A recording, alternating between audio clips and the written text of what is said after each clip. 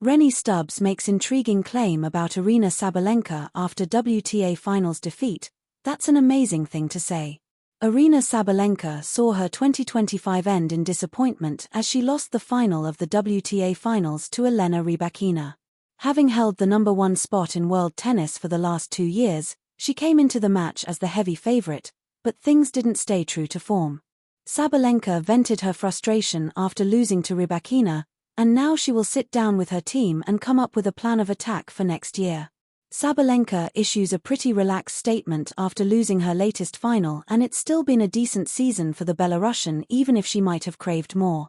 One pundit, however, thinks Sabalenka might actually be somewhat distressed at how her season has panned out, with a number of defeats coming when it comes to the nitty-gritty and actually lifting the title. What Rennae Stubbs has said about Aryna Sabalenka. Sabalenka has been the world #1 for 2 successive years and managed to win a Grand Slam in 2025, yet Rennae Stubbs doesn't think she will be overly happy with her year on the whole. Sabalenka lost in the final of the Australian Open and French Open, whilst she lost to Amanda Anisimova in the semi-final of Wimbledon. Stubbs thinks naturally it's great what she's doing, but she said on the Rennae Stubbs tennis podcast that she will have hoped for more from 2025. She said, "What I will say, Aryna Sabalenka, another fantastic year, finishes world #1, and it's a long time since someone has done that back-to-back, but I would venture to say that she would say that it's been a great year, but not quite been the year that she would have hoped for."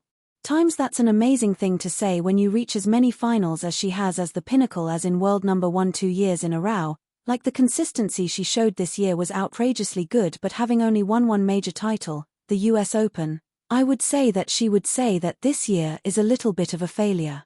Times I mean that in the nicest way, because she's been so consistent. I think that she would be disappointed to lose in the final of the Australian Open, to lose in the final of the French Open and then to lose in the final of the WTA finals. Times her and her team will be so disappointed not to get more major titles this year. I really do think she would say that. Times about us. Times editorial policy. Times corrections. Times meet the team. Times newsletter. Times follow on Google. Times contact us. Times privacy policy. Times fact-checking. Times complaints. Times privacy settings. Times a proud member of. Times. Times copyright symbol 2025 GRV Media Limited. All rights reserved. Times GRV Media Limited, 18, Mulberry Avenue, Widnes. Times Cheshire, WA8, 0WN. Times Company number 04155089. Read our sustainability statement. Setting the scene, Sabalenka, the climb and the stumble.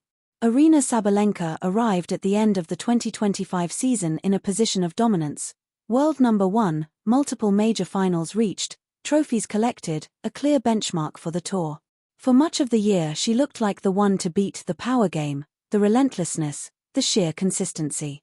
Women's Tennis Association +2 PFSN +2.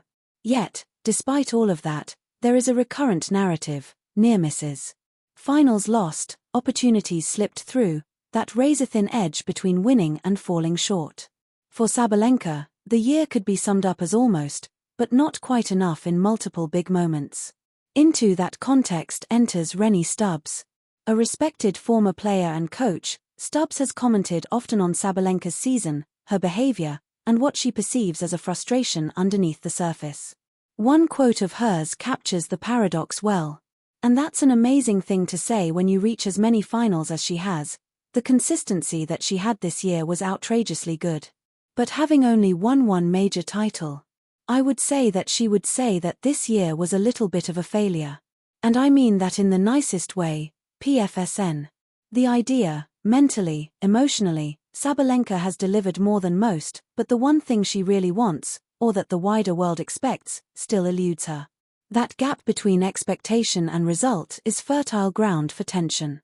The explosive moment, once a year even the stick shoots. After her defeat in the season-ending WTA Finals 2025 to Elena Rybakina, 6-3, 7-6, 0, Sabalenka was visibly emotional. Women's Tennis Association +2 TennisUpToDate.com +2 Amid the mix of frustration and disappointment, she allegedly muttered a Russian idiom, once a year even the stick shoots. Tennisuptodate.com+1. The phrase is striking. On one level, it's a proverb. Even something improbable or unlikely may succeed once in a while. But when uttered in this context, it edges into undercut mode.